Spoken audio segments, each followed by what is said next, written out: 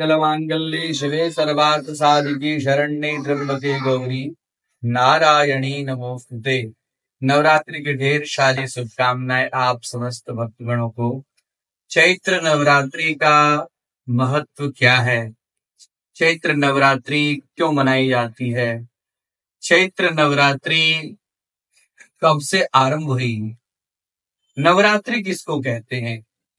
इस विषय में बहुत सारे पुराण के अंदर में, देवी भागवत में, महाभागवत के अंदर में, अनेक प्रकार के पुराणों में इसका वर्णन मिलता है। नवरात्र शब्द का अर्थ होता है नवानाम रात्रिणाम समूह नवरात्र।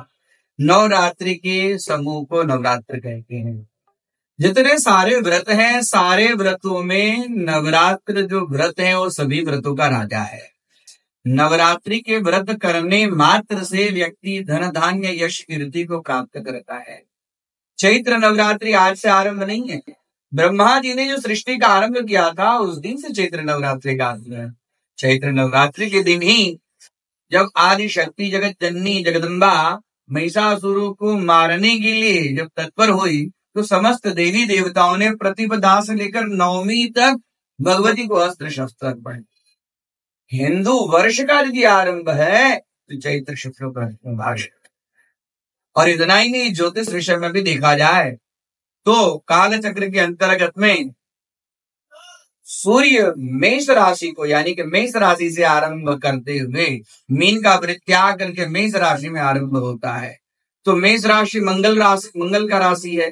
तो मंगल के राशि में सूर्य का जब आरंभ होता है, आगमन होता है, तो उस समय से गर्मी उत्तरोत्तर अत्यधिक बढ़ती रहती है। तो ऐसे समय में वैज्ञानिक कारण के अंतर्गत में शरीर में पाचन शक्ति की कमी हो जाती है, शरीर में जल का अभाव हो जाता है। तो ऐसे समय में विशेष रूप से यदि हम व्रत करते हैं तो व्रत के अंतर्गत शरीर में पानी की मात्रा ज्यादा जाती है, अन्न की मात्रा कम होती है, तो पाचन क्रिया में दिक्कत नहीं होती है। और उसी चैत्र से ही गर्मी का आरंभ हो जाता है। चैत्र नवरात्रि यानी कि कृष्ण रूपा कालिश्या तारणी राम रूपिणी।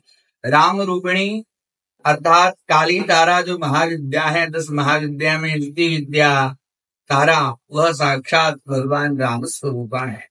तो धर्मार्थ काम मोक्षाणाम, धर्म अर्थ काम मोक्ष के लिए, धन धान्य के लिए चैत्र नवरात्रि विशेष रूप से करनी चाहिए। और उसी समय में भगवान श्री रामचंद्र जी ने जगत को मर्यादा का उपदेश देने के लिए जगत को मर्यादित कैसे रखे, व्यक्ति अपने जीवन को कैसे सदाचार और आचरण संयुक्त बनाए, इसके लिए भगवान ने रामावतार, मनुष्य में नरावतार में रामावतार, और उसमें भी मर्यादा पुरुषोत्तम स्वरूप भगवान रामचंद्र जी यह अवतार लेकर जगत को एक सुंदर संदेश, आदर्श जीवन कैसे जीना चाहिए, जीवन की आदर्शता कैसी हो, प्रवासियों के साथ में, माता के साथ में, पिता के साथ में, भाई के साथ में, पत्नी के साथ में, पुत्र के साथ में, प्रजा के साथ में कैसे व्यवहार करना चाहिए, इसका सुंदर आदेश, सुंदर संकेत, सुंदर एक संदेश, सुंदर एक आचार विचार आदर्शता जो व्यक्त करते हैं, उनका जो प्रादुर्भाव का दिन है वह चैत्र शुक्ल रामनवमी।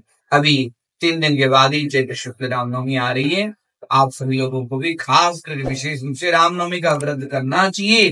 रामनवमी के व्रत करने से ही भगवान रामचंद्र जी की कृपा अपने आप प्राप्त होती है, भगवान रामचंद्र जी के चरणों की भक्ति मिलती है।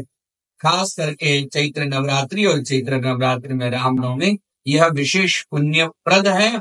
इस व्रत को विशेष रूप से करना चाहिए और इस व्रत को करने से व्यक्ति धन धान्य यश कीर्ति वैभव को प्राप्त करता है। जय श्री राम।